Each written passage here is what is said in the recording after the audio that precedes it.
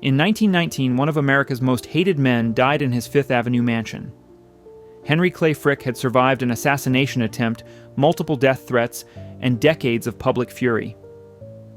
Yet today, over a century later, thousands line up each week to enter that same house. Not to protest, to admire. The transformation of Henry Clay Frick's residences tells a story that goes beyond one man's architecture. It reveals how power was built, displayed, and ultimately preserved in Gilded Age America. Frick constructed 3 major estates. Each served a different purpose. Each made a distinct statement.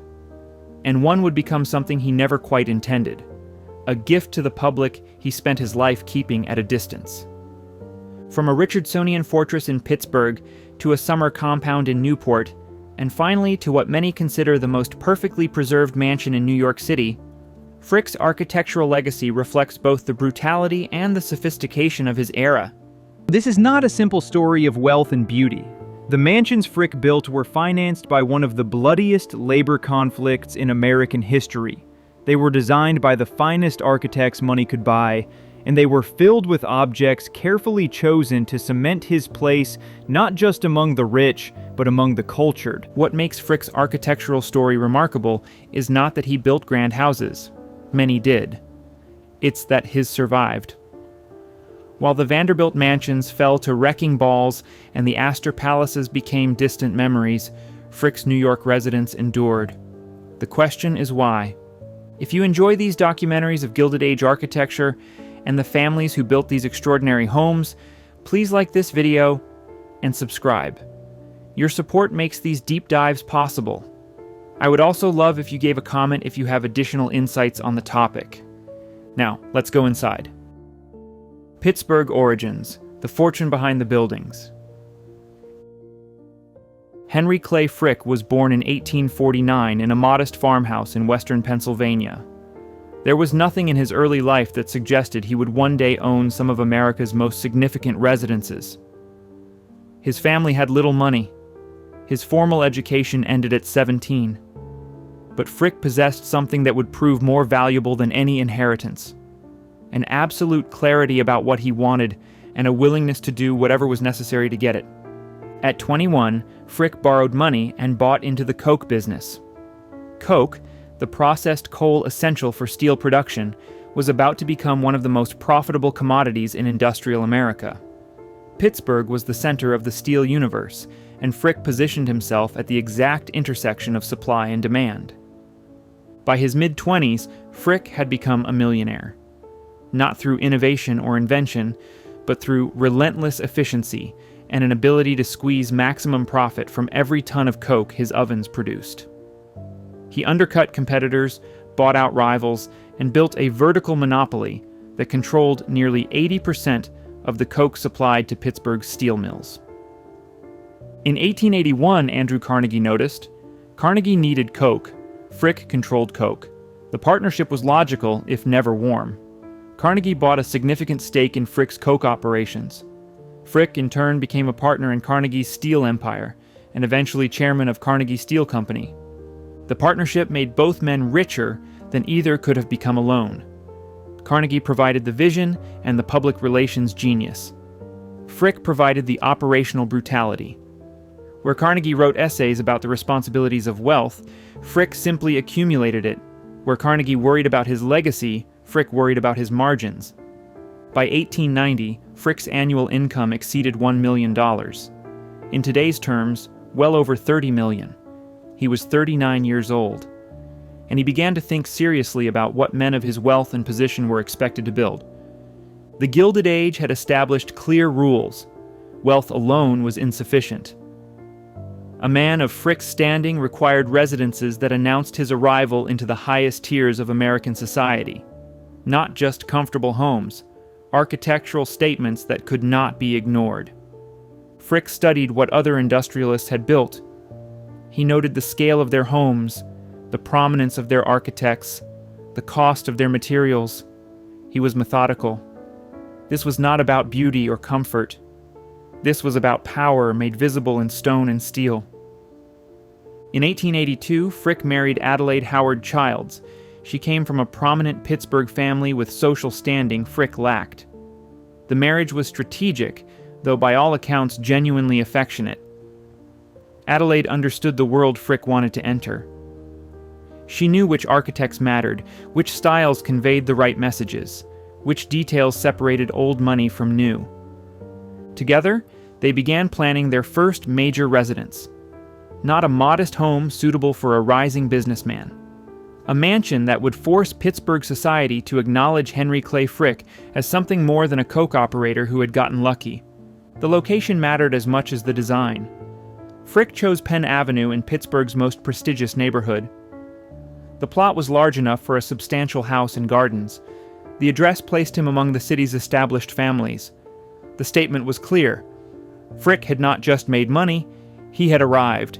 He hired the architects, he approved the budgets, and he made certain that every detail of the house would reflect not comfort or taste, but scale and permanence. Frick was building for centuries, not decades. The fortune that would fund Frick's architectural ambitions came from an industry that crushed men as efficiently as it forged steel. The coke ovens that generated his wealth operated 24 hours a day in conditions that killed workers with disturbing regularity. The steel mills that bought his coke paid wages that kept families perpetually on the edge of survival. Frick did not apologize for this. He saw it as the necessary cost of progress. The strong survived. The weak did not, and the strong built houses that would stand long after everyone else was forgotten. By the early 1890s, Frick's wealth had reached the level where he could think beyond Pittsburgh. The city had given him his fortune, but it could not give him the social validation he increasingly craved. For that, he would need to build in Newport, and eventually, New York. But first came the Pittsburgh mansion, the foundation that would establish Frick as a man who understood architecture, who valued permanence, and who refused to be dismissed as merely another industrialist with more money than taste. The Homestead strike, why he needed fortresses. In 1892, Henry Clay Frick made a decision that would define both his public reputation and his approach to residential architecture for the rest of his life. As chairman of Carnegie Steel Company, Frick chose to break the union at the Homestead steel mill outside Pittsburgh. The method he selected was confrontation. The result was violence that shocked the nation.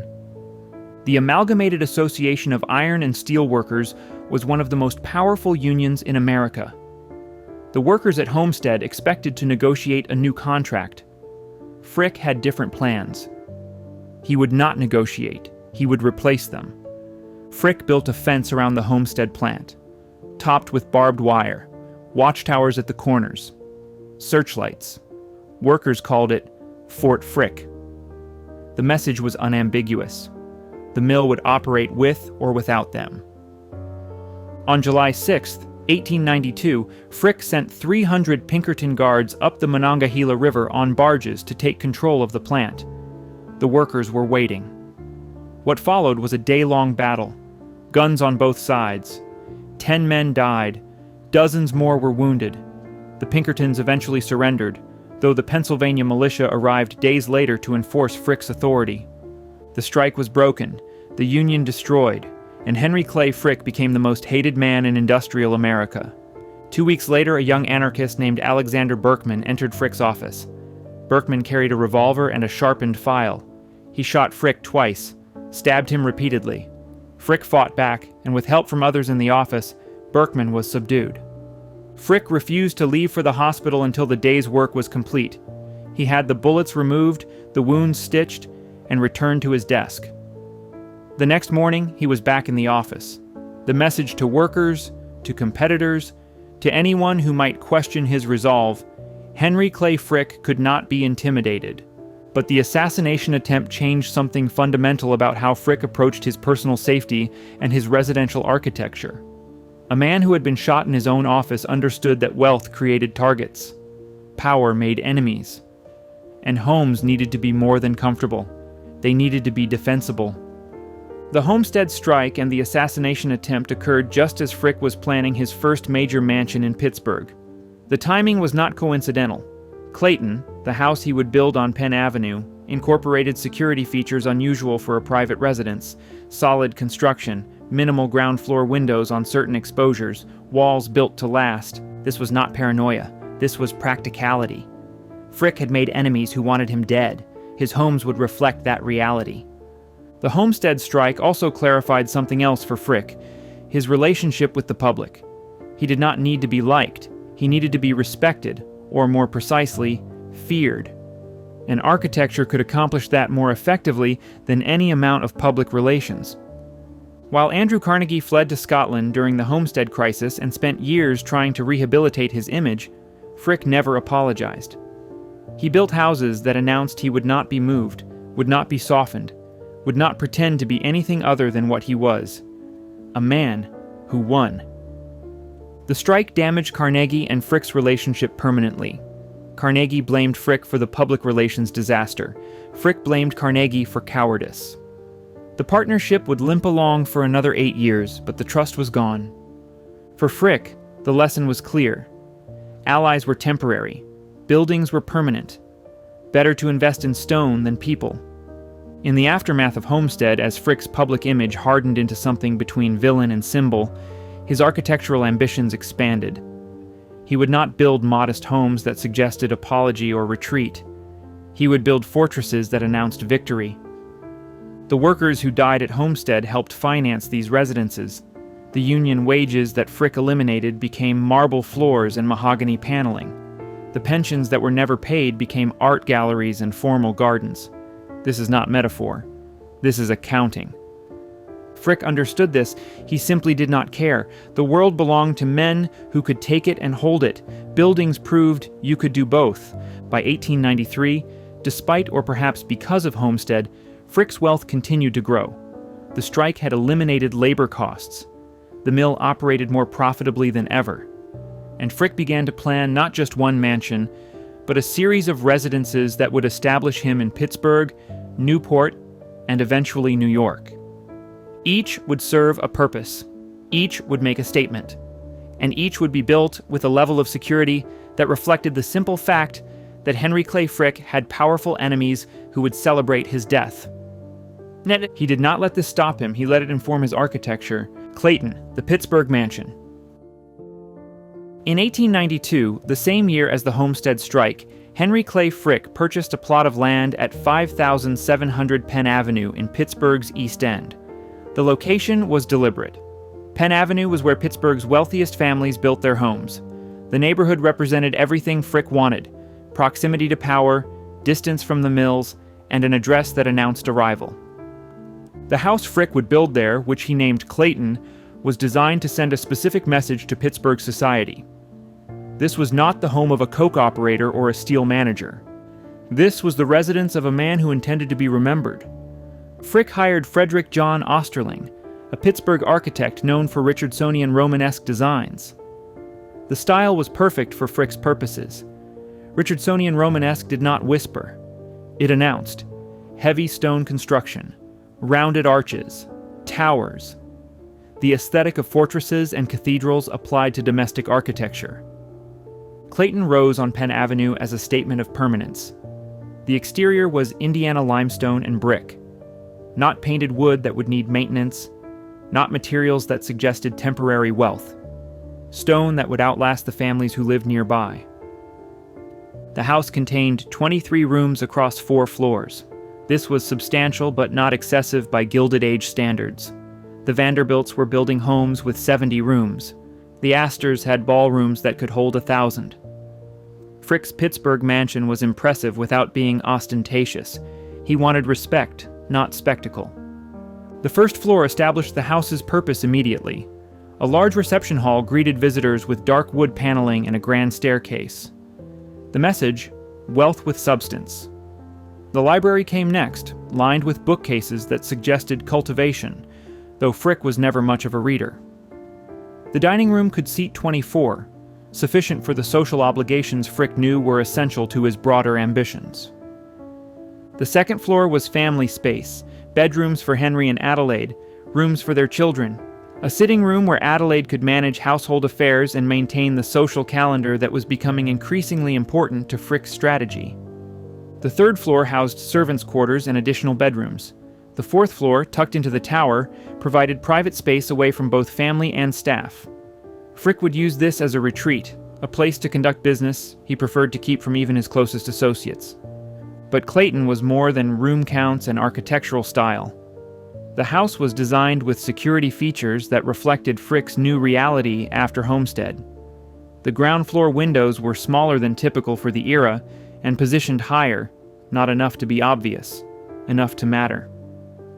The walls were exceptionally thick. The main entrance could be secured quickly. These were not details most visitors would notice. Frick noticed. The grounds around Clayton covered nearly 2 acres. Frick hired landscape architects to create formal gardens, walking paths, and a greenhouse that became Adelaide's particular pride. The greenhouse was not merely decorative. It produced flowers year-round for the house and provided Adelaide a space she could control completely. Adelaide's influence on Clayton was significant. While Frick cared about architecture as statement, Adelaide cared about architecture as livability. She managed the interior design, selected the furnishings, and ensured that Clayton functioned as more than a fortress. This was their home. Their children would grow up here. The house needed to work.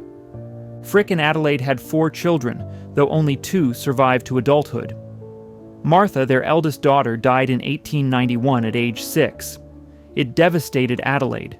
Henry Clay Frick Jr. died in 1898 at age 4.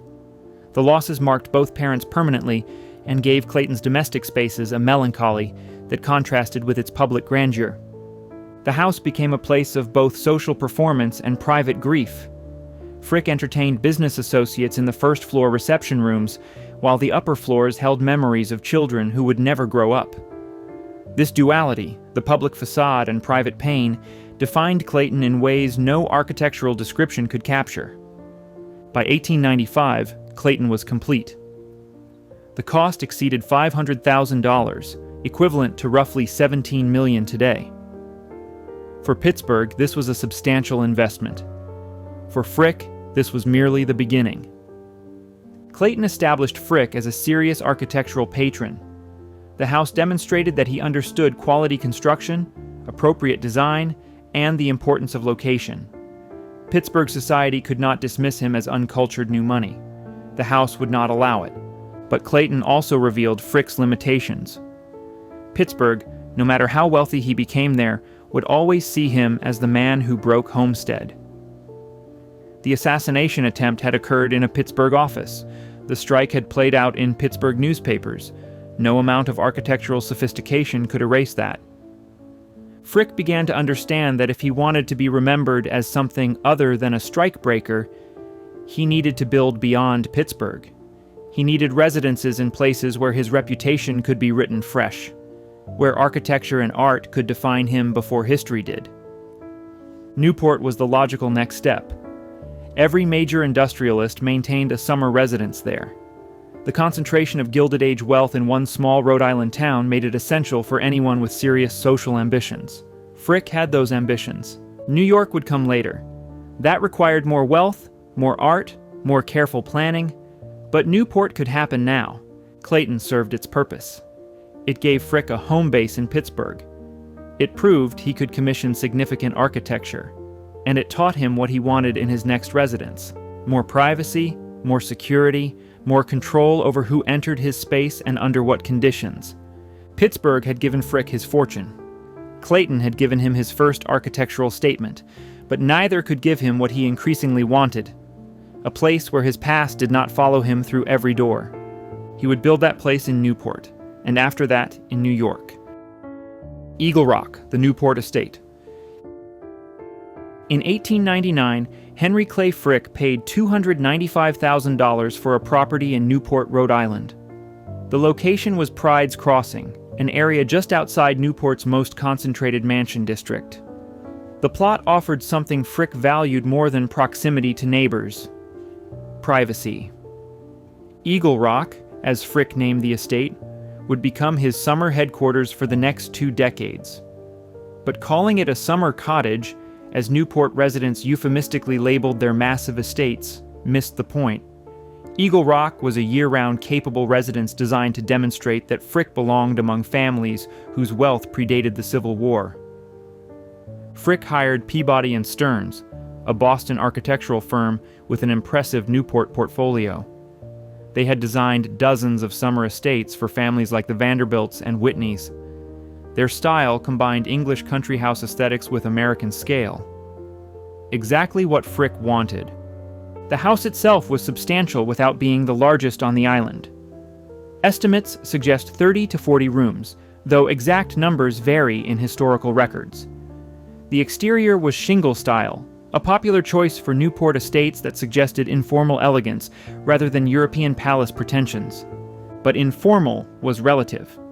Eagle Rock's shingle facade covered a house built with the same attention to quality construction that had defined Clayton.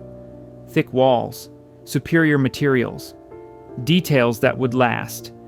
Frick did not build anything that might require replacement in his lifetime. The first floor centered on spaces designed for entertaining. A large hall welcomed guests and provided access to the principal rooms. The living room could accommodate several dozen people comfortably. The dining room seated 20. These were not intimate family spaces. These were rooms built for the social performance required of anyone who wanted to matter in Newport. Frick's library at Eagle Rock received particular attention. Unlike Clayton's library, which was more display than function, the Newport Library became a working space where Frick conducted business during summer months. Telegraph access kept him connected to Pittsburgh and New York. The room's design balanced comfort with the formality expected of a serious collector. Adelaide's influence at Eagle Rock was even more pronounced than at Clayton. She managed the household, directed the staff, and orchestrated the social calendar that justified the estate's existence. Newport society operated on strict rules. Adelaide understood those rules better than Henry ever would. Her fluency in social protocol made Eagle Rock functional in ways architecture alone could not achieve. The grounds at Eagle Rock exceeded 10 acres. Frick hired landscape architects to create gardens that rivaled anything else in Newport. Formal plantings near the house transitioned to more natural landscapes toward the property's edges. Walking paths allowed residents and guests to tour the grounds while maintaining the carefully cultivated impression that this was all effortlessly beautiful. A critical feature of Eagle Rock was its separation from neighbors. Unlike many Newport estates that crowded together along Bellevue Avenue, Eagle Rock sat back from the road with substantial buffer zones. Frick could entertain without worrying about proximity to families who might still remember Homestead. Distance created the possibility of redefining his image. Newport's summer season ran from June through September. During those months, Eagle Rock operated as Frick's primary residence. He commuted to New York and Pittsburgh as business required, but Newport became the family's center during the crucial months when society gathered. The estate's staff during summer months exceeded 20 people: groundskeepers, housemaids, kitchen staff, personal servants. Running Eagle Rock was a logistics operation that Adelaide managed with the precision of a military campaign. Every meal, every guest, every social obligation was planned, executed, and analyzed for its impact on the family's standing. Frick used Eagle Rock to cultivate relationships that would prove valuable in his next major project, establishing himself in New York. Newport provided access to families who controlled New York society. The Astors summered in Newport. The Vanderbilts maintained multiple properties there. Meeting these families on neutral ground, away from the industrial reputations that followed men like Frick, created opportunities that would not exist in Pittsburgh. But Newport also revealed the limits of Frick's social ambitions. He was welcomed at certain events. He was excluded from others. Old money families accepted his presence without granting him full membership in their world. His fortune was too new, his reputation too violent, and no amount of architectural sophistication could fully erase that. Frick began to understand that Newport was a stepping stone, not a destination. The families who mattered most spent winters in New York. That was where power concentrated when the weather turned. That was where Frick needed to establish himself permanently. Eagle Rock served another purpose beyond social positioning. The estate gave Frick's surviving children, Helen and Childs, a place to spend summers away from Pittsburgh's industrial grime. Both children developed attachments to Newport that would last their entire lives. Helen, in particular, would remain connected to Eagle Rock long after her father's death. The estate's architecture reflected lessons Frick had learned at Clayton. Security remained important, but less obvious. The layout provided clear separation between public and private spaces, and the overall design emphasized quality and permanence without the fortress-like appearance that had characterized his Pittsburgh mansion. During the 18 years Frick owned Eagle Rock, Newport evolved from a collection of summer cottages to a competition in architectural excess. The Breakers, Marble House, Rosecliff. Each new mansion raised the stakes. Frick watched this evolution with interest, but did not participate in the escalation. Eagle Rock was sufficient for his purposes. His real architectural ambitions were focusing elsewhere. By 1910, Frick was spending less time at Eagle Rock. Business kept him in New York more frequently. His art collection was growing beyond what the Newport house could properly display, and he was beginning to plan what would become his ultimate architectural statement, a Manhattan residence that would serve as both home and gallery. Eagle Rock had accomplished what Frick needed. It established him in Newport society. It provided a summer base for 2 decades, and it taught him what he wanted in his New York mansion: more space for art, better security, and a design that could transition from private residence to public institution. In 1917, Frick sold Eagle Rock. The estate had served its purpose. He was ready to focus entirely on his Fifth Avenue mansion and the legacy it would create. Newport had been practice.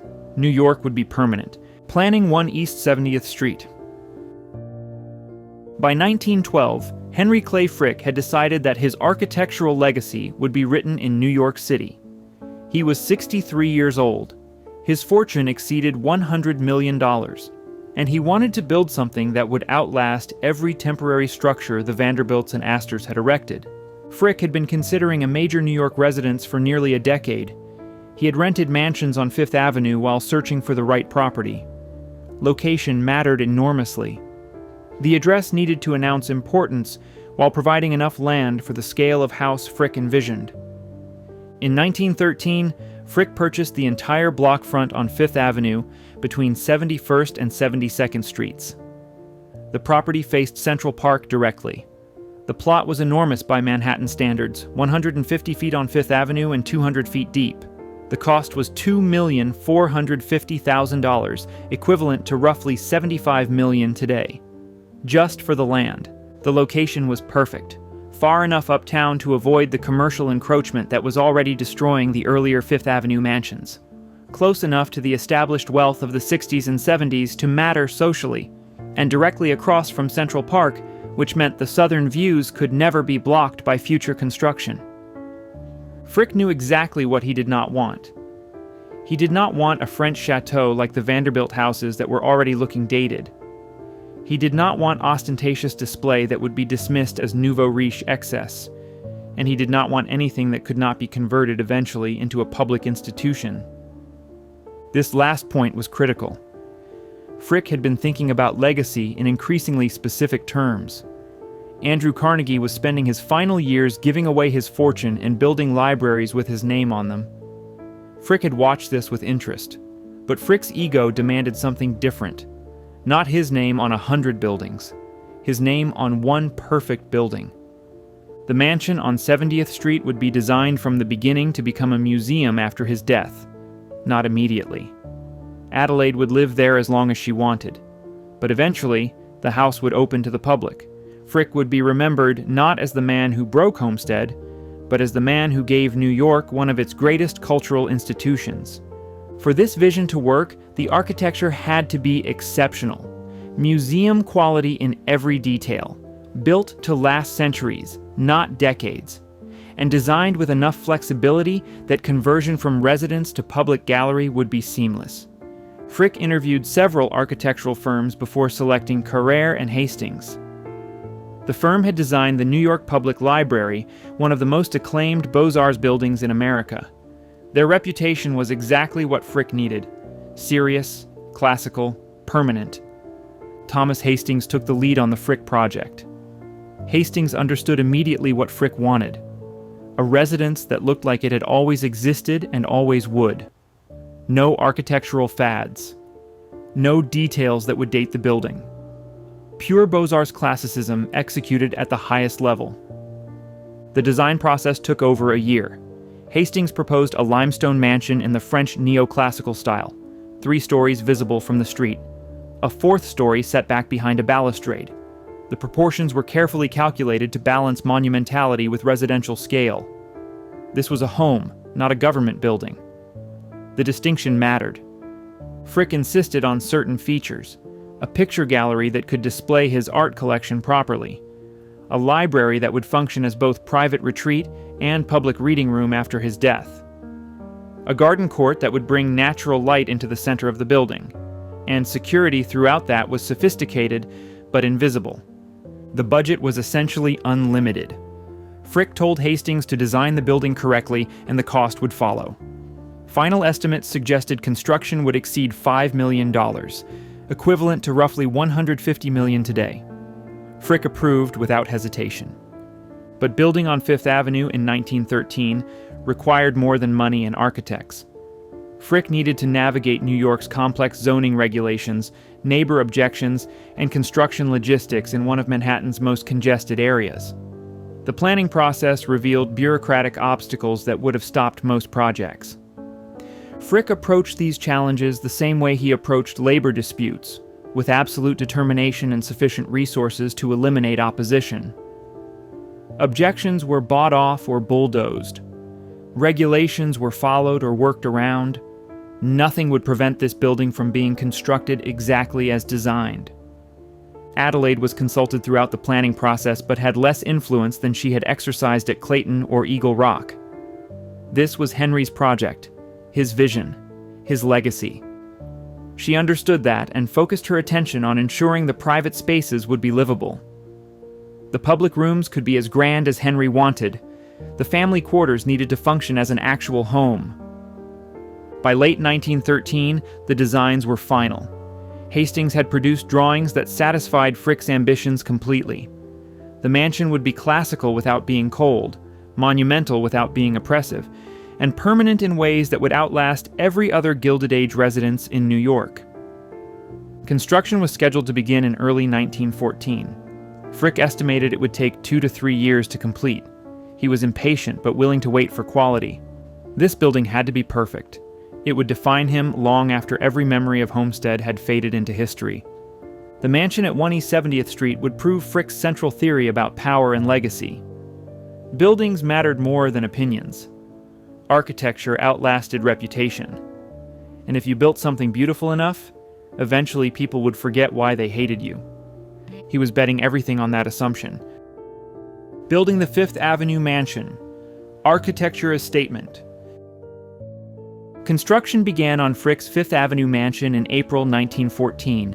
The timing was significant. Within months, World War I would begin in Europe. The Gilded Age was ending, though few recognized it yet. Frick was building one of the last great private palaces in an era that would soon view such structures as monuments to excess rather than achievement. Thomas Hastings designed the exterior as pure French neoclassical. Indiana limestone, the same material that had clad Clayton, formed the facade. But here the limestone was used with a sophistication that Pittsburgh had never seen. Every block was cut to precise specifications.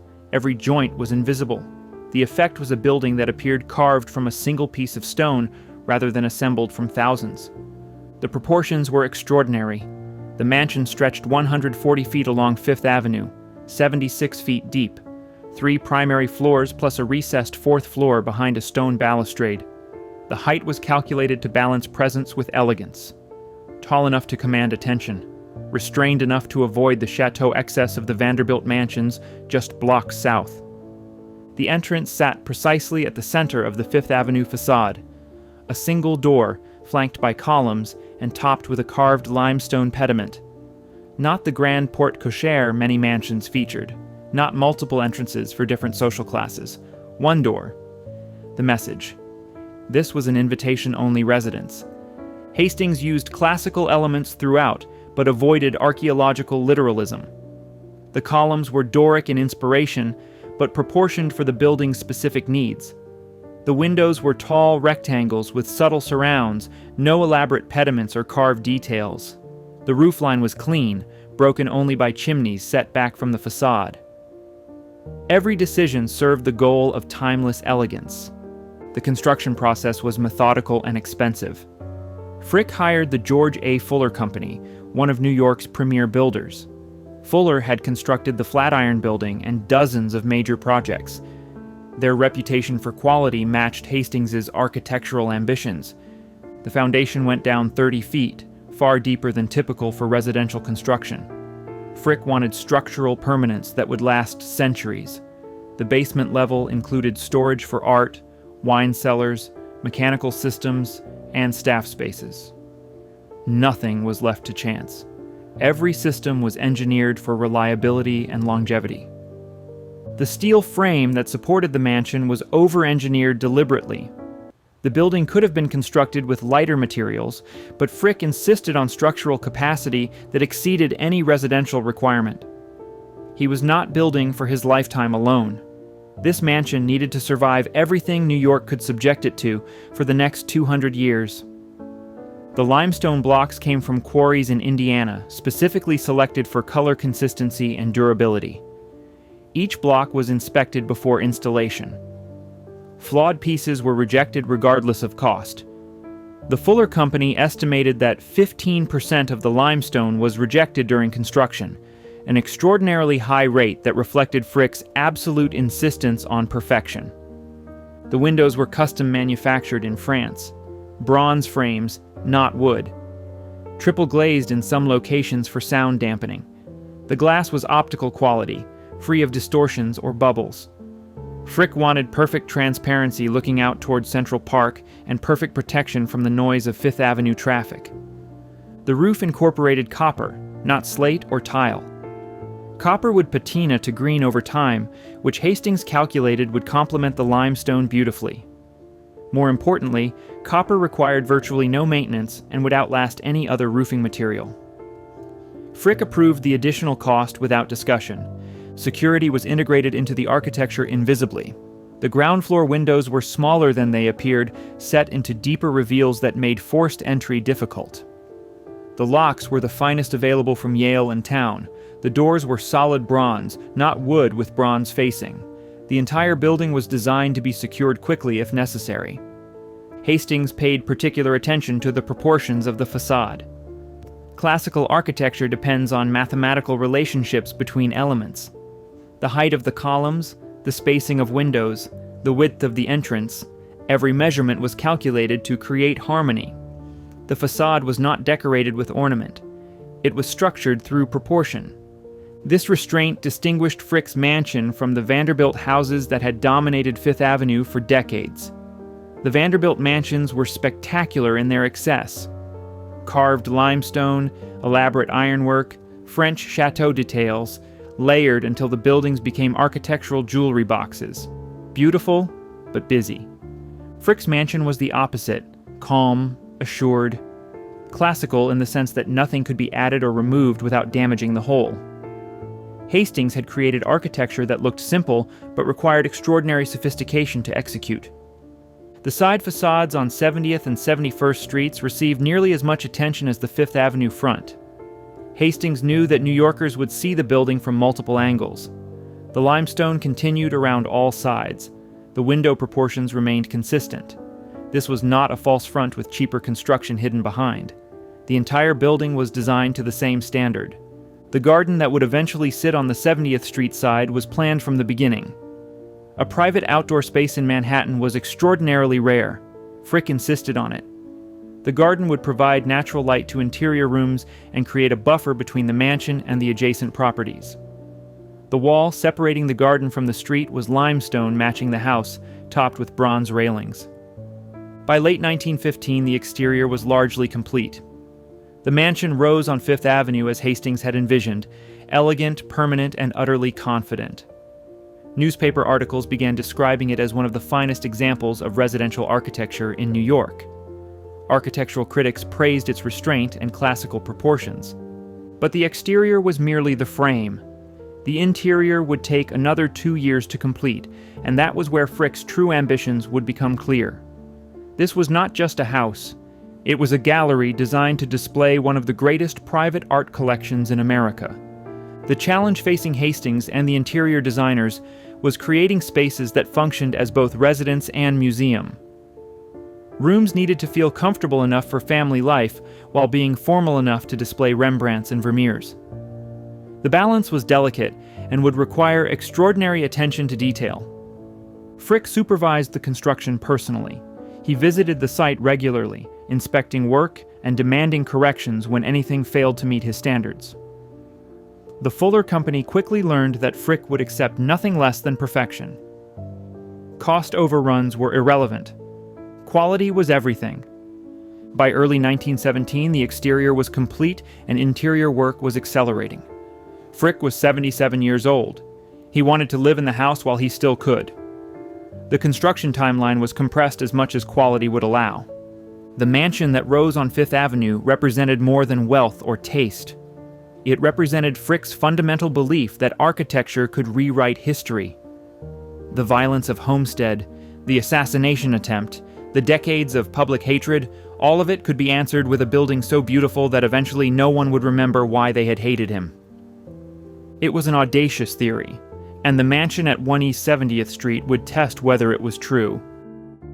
Inside 1 East 70th.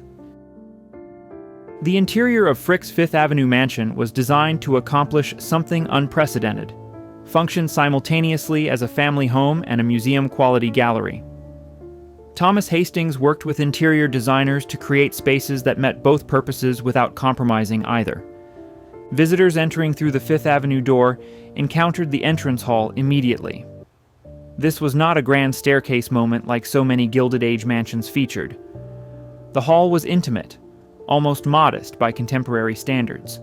Marble floors, limestone walls, natural light from a skylight above. The message was subtle. You have arrived somewhere significant, but the real treasures lie deeper inside. From the entrance hall, visitors could access the building's most important public space, the West Gallery. This room, running nearly 70 feet along the western side of the mansion, was designed specifically to display paintings. The proportions were perfect for art. 19-foot ceilings provided enough height for large canvases without overwhelming them. Natural light filtered through a skylight, supplemented by electric lighting that could be adjusted for different times of day. The walls were covered in rose-colored damask, a choice that seems surprising today but was carefully calculated. The warm tone complemented the gold frames Frick favored and provided a backdrop that made paintings visible without competing with them. The floor was dark oak, polished to a mirror finish. Benches upholstered in matching fabric allowed viewers to sit and study individual works. Frick filled the West Gallery with some of his finest paintings: Rembrandt, Vermeer, Velázquez, Van Dyck. The collection represented decades of careful acquisition and millions of dollars in purchases. But the room was designed so that the architecture never competed with the art. Everything served the paintings. The library sat at the southern end of the mansion, overlooking the garden. This was Frick's private retreat, though designed with the knowledge it would eventually become a public reading room. The walls were lined with English oak paneling. The ceiling featured painted panels. A marble fireplace dominated one wall. The furniture was comfortable but formal, balancing Frick's personal use with the room's future institutional function. The library's windows faced the garden court, which brought extraordinary natural light into what could have been a dark interior space. This was Hastings's genius, using the garden not just as outdoor space but as a light well that illuminated multiple rooms throughout the mansion. The living hall occupied the center of the first floor and served as the mansion's social heart. This was where Frick entertained guests before dinner, where Adelaide received visitors during her calling hours, where the family gathered when they wanted to be together rather than in their private quarters. The room combined Renaissance furniture, classical architecture, and carefully selected paintings into a space that felt substantial without being overwhelming. A massive organ sat at one end of the living hall. Frick was not musical, but organs were expected in mansions of this caliber. More importantly, music was part of the social performance required of families at this level. The organ stayed. The dining room could seat 14 comfortably, expandable to 20 for larger dinners. The table was English oak. The chairs were covered in needlepoint Adelaide had commissioned. Paintings lined the walls, though the lighting here was more subdued than in the galleries. This was a functional space where meals happened daily, not just a display room. The second floor was entirely private, reserved for family and guests. Frick's bedroom suite occupied the southern corner, with windows facing both Fifth Avenue and the garden. The bedroom was surprisingly modest for a man of his wealth. Good furniture, comfortable but not ornate. A private bathroom with the latest fixtures, a dressing room, nothing excessive. Adelaide's suite mirrored Henry's on the northern side. Her rooms were more elaborately decorated, with French furniture and fabrics she had selected personally. She had a private sitting room where she managed household affairs and maintained the social calendar that had become less important as they aged but still required attention. Guest bedrooms filled the remainder of the second floor. Each was decorated individually but maintained the mansion's overall aesthetic of quiet elegance. These were comfortable rooms designed for extended visits from family and the very few friends Frick trusted enough to invite into his private spaces. The third floor housed additional guest rooms and staff quarters for personal servants. The separation was absolute. Staff lived and worked in the house, but occupied spaces carefully segregated from family areas. This was standard for the era, but executed with particular precision at the Frick mansion. The fourth floor, set back behind the facade's balustrade, contained mechanical systems, additional storage, and spaces that could be repurposed as the mansion's needs evolved. Frick had learned from Clayton and Eagle Rock that buildings needed flexibility. The fourth floor provided options. But the mansion's most extraordinary interior space was the garden court, though it would not be completed until after Frick's death. Hastings had designed it from the beginning as a covered courtyard that would eventually be enclosed with glass. The space would bring natural light deep into the building's center while creating an interior garden visible from multiple rooms. The floors throughout the mansion were either marble or dark hardwood, depending on the room's function. Gallery spaces received marble for durability and acoustics. Private spaces received wood for warmth. Every material choice served a specific purpose. The walls varied by room but maintained consistency in quality. Limestone in the entrance areas, wood paneling in the library and dining room, fabric-covered walls in the galleries to provide appropriate backgrounds for paintings, plaster in the private quarters. Each surface was executed at the highest level available. Hastings paid extraordinary attention to doorways and transitions between spaces. Every door was custom designed for its location. Bronze hardware throughout, not brass or cheaper metals. The proportions of each doorway related to the proportions of the rooms they connected. Nothing was standard. Nothing was off the shelf. The electrical system was state-of-the-art for 1917. Edison's company personally supervised the installation. Lighting could be adjusted in every room. Outlets were positioned to avoid visible cords. Switches were custom bronze plates that matched the door hardware. The system was engineered to be expandable as technology evolved. Heating was provided by a central system in the basement. Radiators were positioned behind architectural screens in public rooms so they would not interrupt the visual flow.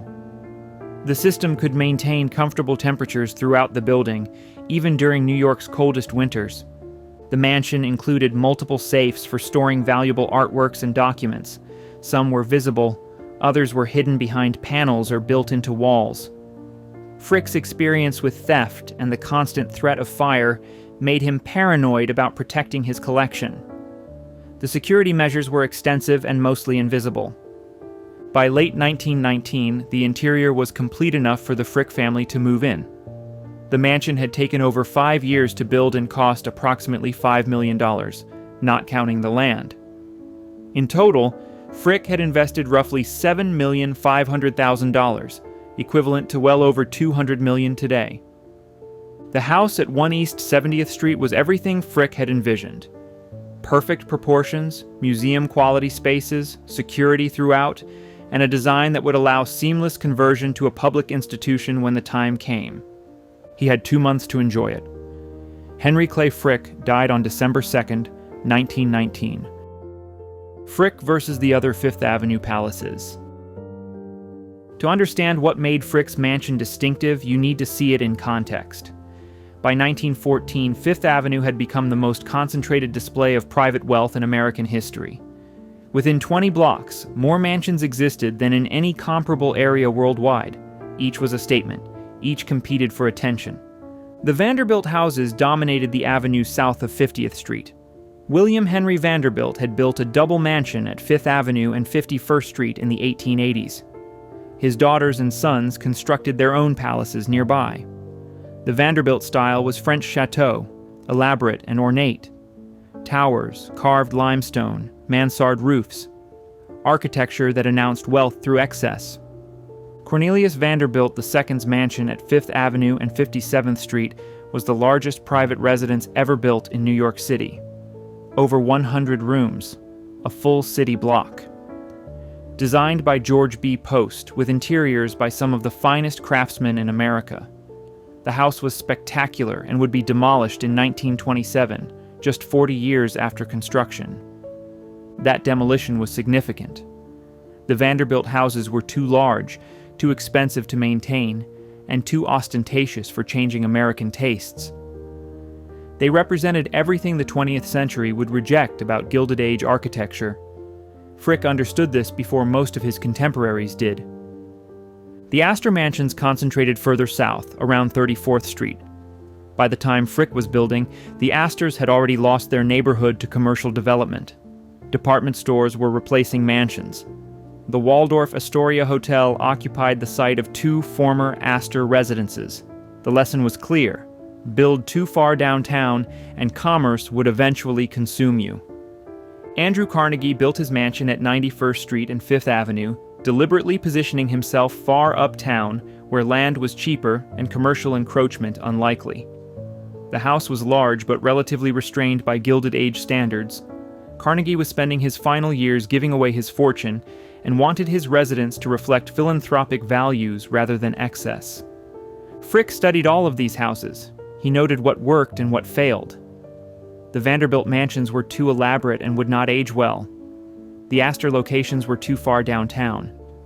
Carnegie's house was too far uptown, isolated from the social center of gravity. Frick chose 70th Street deliberately, far enough north to be safe from commerce, close enough south to remain socially relevant.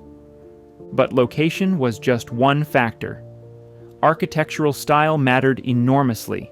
The French chateau style was already looking dated by 1914. Renaissance Revival, which some mansions used, was too busy. Gothic Revival was too eccentric for a residence. Frick and Hastings chose neoclassical because it was timeless. Classical architecture had lasted 2,000 years. It would last another 200. The comparison that mattered most to Frick was with J.P. Morgan's library at Madison Avenue and 36th Street. Morgan had built a separate structure to house his collection, a classical building designed by McKim, Mead, and White. The library was widely praised as one of New York's finest buildings.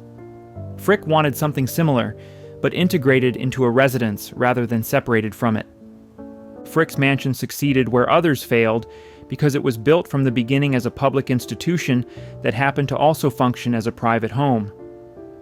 The Vanderbilt houses were homes that included galleries. Frick's mansion was a gallery that included private quarters. The distinction determined which buildings survived. The other critical difference was scale. Frick's mansion was large but not excessive. 30 rooms, not 100.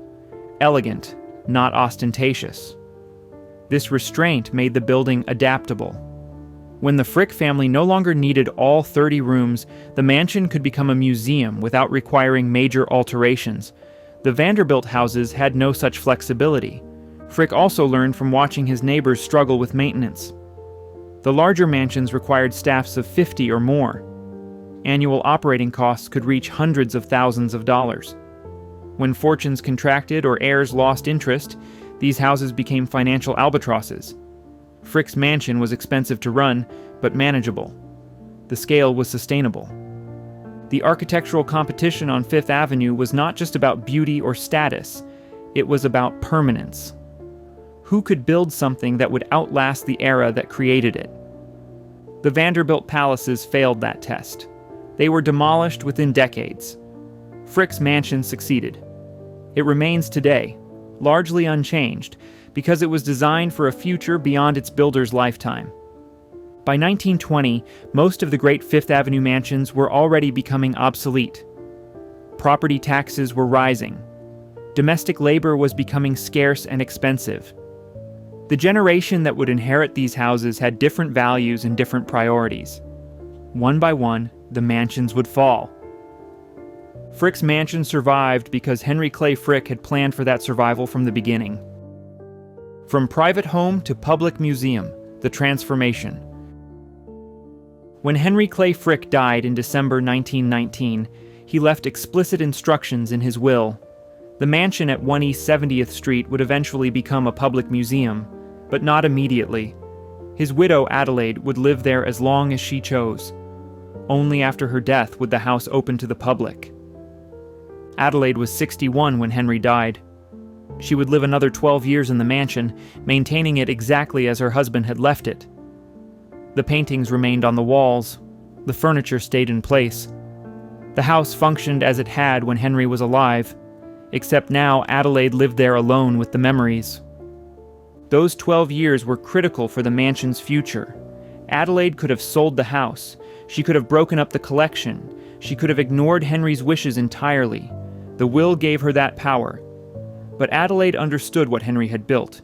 She honored his vision. In 1921, Adelaide made the first significant change to the mansion. She commissioned John Russell Pope, one of America's leading architects, to design an addition. The addition would enclose the garden court that Hastings had planned, but never completed. Pope created a glass-roofed courtyard that brought natural light into the center of the building while creating one of the mansion's most beautiful spaces. The garden court became the heart of the transformed museum. Pope designed it with classical proportions that complemented Hastings's original work perfectly. Columns surrounded a central fountain. Plants and flowers created a living garden inside the mansion. The space provided both beauty and function, serving as a transition point between gallery spaces. Pope also designed a new reception hall and made modifications to several rooms to improve traffic flow for visitors. These changes were subtle but essential. A private residence and a public museum have different circulation requirements. Pope's work allowed the mansion to function as both without compromising the architecture Hastings had created. Adelaide lived to see these modifications completed. She approved every detail, ensuring that changes enhanced rather than contradicted Henry's original vision. Her involvement guaranteed that the transformation from residence to museum would be seamless. Adelaide Howard Childs Frick died in October 1931. She was 73 years old. Her death triggered the final phase of the mansion's transformation. The Frick collection, as it would be known, could now open to the public. The trustees of Frick's estate faced enormous challenges. The Great Depression had begun in 1929. Millions were unemployed. Museums were struggling. Opening an institution dedicated to displaying the treasures of a robber baron seemed tone-deaf at best, offensive at worst. But the trustees proceeded. Frick's will had provided an endowment to support the museum. The endowment was sufficient to cover operations even during the Depression, and there was growing recognition that preserving great art collections served the public good, regardless of how those collections had been assembled. The transformation required relatively modest physical changes. The second-floor private quarters were converted to administrative offices and storage. The first-floor galleries remained essentially unchanged. The garden court became the central public space. Additional gallery space was created where possible without compromising the building's residential character. The Frick collection opened to the public in December 1935. Admission was free initially, though reservations were required to control crowd size. The response exceeded expectations. Despite the Depression, despite Frick's controversial reputation, thousands wanted to see the collection and the mansion that housed it. What visitors found was unlike any other museum in New York. The Metropolitan Museum of Art was encyclopedic and overwhelming. The Museum of Modern Art, which opened in 1929, was avant-garde and challenging. The Frick collection was intimate and elegant. You could see the entire collection in a single visit. The mansion's residential scale made great art accessible without intimidation. The Frick's success demonstrated something Henry Clay Frick had understood instinctively. Context matters. The same paintings that might be lost in the Metropolitan's vast galleries became unforgettable when displayed in a mansion's intimate rooms. The architecture enhanced the art justified the architecture. Together, they created something neither could achieve alone. Over the following decades, the Frick collection became one of New York's most beloved institutions. The mansion remained largely unchanged, a perfectly preserved example of Gilded Age residential architecture. Visitors came for the Vermeers and Rembrandts but stayed for the building itself. The whole experience, art and architecture together, was what made the Frick unique. Additional modifications occurred over the years. In 1977, the Frick expanded with an addition designed by Harry Van Dyke, John Barrington Bailey, and G. Frederick Poehler. The addition provided more gallery space, a lecture hall, and improved visitor facilities. The architects worked carefully to make the new construction compatible with the original mansion without imitating it. These expansions reflected the Frick's evolution from house museum to world-class art institution. But the core of the experience remained the mansion itself, the rooms where Henry and Adelaide Frick had lived, the galleries where Henry had displayed his collection, the garden court where both had walked. The building's residential character was its greatest asset. Helen Clay Frick, Henry and Adelaide's daughter, remained deeply involved with the museum throughout her life. She never lived in the mansion after her mother's death, but she visited regularly and maintained strong opinions about how it should be operated. Her involvement ensured continuity between the family's vision and the institution's development. The transformation from private residence to public museum took 16 years from Henry's death to the collection's opening. That timeline allowed for careful planning and execution. The result was a museum that felt inevitable, as if the mansion had always been meant for this purpose, which, of course, it had. Henry Clay Frick had built 1 East 70th Street with this transformation in mind. Every decision about scale, materials, and room proportions served a dual purpose. The mansion needed to function as a comfortable residence while he lived, and it needed to work as a museum afterward. The building succeeded at both because Frick had planned for both from the beginning. By the time the Frick collection opened in 1935, most of the other great Fifth Avenue mansions were gone or scheduled for demolition. The Vanderbilt palaces were falling one by one. The Whitney Mansion would become apartments. The Astor houses had disappeared decades earlier. Only the Frick Mansion survived intact, preserved by the vision of the man who built it. The Frick today, a mansion that survived. Walk down Fifth Avenue today, and the Frick collection stands as one of the last survivors of the Gilded Age. Between 60th and 80th Streets, where dozens of mansions once lined the avenue, the Frick remains. Not converted to condominiums, not demolished for a tower. Still functioning as Henry Clay Frick intended, a public museum housed in a private mansion. The survival is remarkable when you consider what happened to comparable buildings. The William K. Vanderbilt Mansion at 5th Avenue and 52nd Street was demolished in 1926. The Cornelius Vanderbilt Second Mansion at 57th Street came down in 1927. The Astor Mansions disappeared even earlier. The Havmeyer House, the Whitney Mansion, the Huntington Palace. Gone. All of them gone. What saved the Frick was not sentiment or historic preservation. Those concepts barely existed when most mansions were being demolished. The Frick survived because it had been designed from the beginning to serve a purpose beyond residential use. Museums are protected in ways private homes never can be. By converting to institutional use, the mansion gained legal and financial protections that saved it. But survival alone does not explain the Frick's importance today. The building matters because it offers something increasingly rare, an authentic experience of Gilded Age residential architecture at the highest level. You can walk through rooms largely unchanged since 1919. You can see art displayed in the domestic setting for which it was acquired. You can understand how wealth and culture intersected in an era when private individuals could assemble collections that rivaled national museums. The Frick collection now attracts over 300,000 visitors annually. They come from around the world to see the paintings. But they also come for the building itself.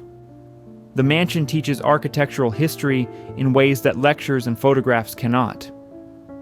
You understand Beaux-Arts design by standing in spaces designed by Thomas Hastings. You comprehend domestic scale by moving through rooms proportioned for human comfort rather than institutional monumentality. The Garden Court, completed by John Russell Pope in the 1920s, has become the building's signature space. Visitors consistently describe it as their favorite room. The combination of classical architecture, natural light, living plants, and the sound of water from the central fountain creates an atmosphere unlike anything else in New York's museum landscape. This space did not exist when Frick lived in the house, but it perfectly captures what he wanted the building to become. The mansion's residential character remains its greatest strength. Unlike museums built as museums, the Frick feels intimate. You are not walking through endless galleries. You are moving through a home where extraordinary art happens to be displayed. That distinction matters. It makes great art approachable rather than intimidating. The Frick's collection has grown since Adelaide's death. Subsequent acquisitions have added works that complement the original holdings. But the core collection remains Henry Clay Frick's personal choices. The paintings he lived with, the sculptures he selected, the furniture he used. This personal dimension gives the collection a coherence that encyclopedic museums cannot achieve. In 2011, the Frick began planning a major expansion. The project, designed by Seldorf architects, would add gallery space, improve visitor facilities, and address infrastructure needs that had become critical. The expansion has been controversial. Some argue that any change threatens the mansion's character. Others insist that institutions must evolve to survive. The debate reflects a fundamental tension in the Frick's identity. Is it primarily a historic house that happens to contain art? Or is it primarily an art museum that happens to occupy a historic house? The answer shapes every decision about the building's future. Preservation requires stasis. Evolution requires change. Finding the balance is the challenge facing the Frick's leadership. But even with planned expansions, the core of the institution remains the mansion. The rooms Hastings designed, the spaces where the Frick family lived, the galleries Henry Clay Frick created for his collection. That foundation is irreplaceable and will remain the essential Frick experience, regardless of what additions surround it. The mansion's location has proven as strategic as Frick calculated. 70th Street remains residential. Central Park across Fifth Avenue ensures the southern views stay protected. Commercial development has not encroached. The neighborhood context that made the location perfect in 1913 continues to make it perfect today. Property values on Fifth Avenue have increased beyond anything Frick could have imagined. The land alone where the Frick sits would be worth hundreds of millions of dollars. The pressure to monetize that value must be enormous, yet the museum remains. Protected by its non-profit status, secured by Frick's endowment, preserved by the understanding that some things matter more than maximum financial return. The Frick Collection's operating budget now exceeds $20 million annually. Income comes from the endowment Frick established, supplemented by admission fees, memberships, and donations. The endowment has grown substantially over the decades through careful management. Frick's initial provision has ensured the museum's financial stability for over a century. Staffing has evolved from a domestic household to a professional museum operation. curators, conservators, educators, security personnel. The Frick employs over 100 people. The mansion, built for a family of 4, now supports an institution serving hundreds of thousands annually. The building's flexible design has accommodated this transformation without requiring major structural changes. Technology has been integrated carefully to avoid damaging the historic character. Climate control maintains stable conditions for art preservation. Security systems protect the collection. Lighting has been updated to modern museum standards. These systems are essential but invisible, hidden in spaces Hastings designed with future adaptation in mind. The Frick collection has become something Henry Clay Frick predicted but never saw, proof that architecture can outlast reputation. The violence of Homestead happened. The assassination attempt happened. The decades of public hatred happened. But today, when millions know the Frick collection, relatively few remember the Homestead strike. The mansion has rewritten Frick's story exactly as he hoped it would. This transformation from robber baron's home to beloved institution reveals something about American memory. We are willing to separate art and architecture from the means used to acquire them. We can admire beauty while acknowledging the brutal history that financed it. The Frick collection exists in that moral complexity, offering no easy answers but providing a space where questions can be contemplated. The mansion at 1 East 70th Street stands today as Henry Clay Frick built it. Classical proportions, timeless design, museum-quality spaces, a building that has outlasted the era that created it and will likely outlast several more. Whether that represents vindication of Frick's vision or merely the durability of great architecture depends on how you choose to see it. 3 mansions tell the story of Henry Clay Frick's architectural ambitions. Clayton in Pittsburgh established him as a serious patron and taught him what wealth could build. Eagle Rock in Newport gave him access to the families who controlled American society and showed him the limits of acceptance. 1 East 70th Street in New York became his ultimate statement, a residence designed to outlast memory itself. The buildings Frick commissioned were not simply homes. They were arguments made in stone, arguments that power could be transformed into culture, that wealth could purchase immortality, that a man reviled in his lifetime could be remembered differently if he built something beautiful enough. Whether those arguments were successful depends on what you value. The Frick collection is one of America's great cultural institutions. Millions have experienced art and architecture there in ways that have enriched their lives. That is Frick's legacy, and it is substantial. But the mansion was built with money extracted from workers whose names we will never know. The elegance of its proportions and the quality of its collection do not erase that history. They coexist with it. The Frick collection is both a gift to the public and a monument to the inequality that made such gifts possible. What makes the Frick story remarkable is not that Frick built mansions. Dozens of Gilded Age industrialists did that. What makes it remarkable is that Frick's mansion survived when almost all the others disappeared. He understood something his contemporaries missed. Buildings that serve public purposes are protected in ways private residences never can be. The mansion at 1 East 70th Street endures because Henry Clay Frick planned for its endurance from the first architectural drawing. He built for centuries, not for his lifetime. And he won his bet. The building stands. The collection remains. And the man who could not escape his past during his life has been partially redeemed by architecture after his death. Thank you for watching. If you found this exploration of the Frick mansions valuable, please subscribe and consider supporting the channel. The story of how these buildings were created and what they reveal about their era deserves to be preserved, just as the mansion itself has been preserved for future generations.